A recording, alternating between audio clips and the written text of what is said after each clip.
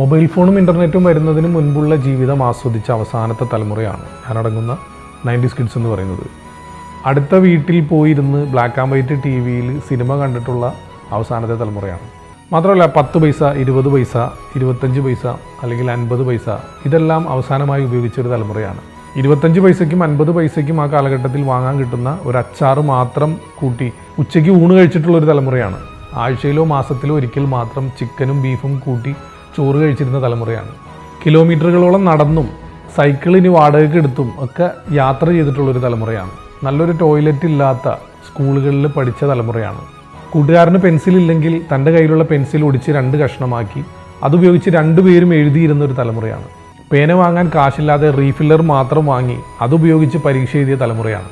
Yellow alert, red alert ഒന്നും കേൾക്കാത്ത കാലഘട്ടത്തിൽ എത്ര വലിയ മഴയാണെങ്കിലും ആ മഴയിലും സ്കൂളിൽ പോയിരുന്ന തലമുറയാണ്.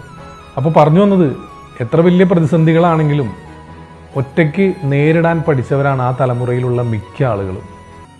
അപ്പോൾ 90s കിഡ്സിൽ മിക്കതും തീയിൽ കുരുത്തതുങ്ങളാണ്. അപ്പോൾ അവരൊന്നും വെയിലത്ത് പാടില്ല.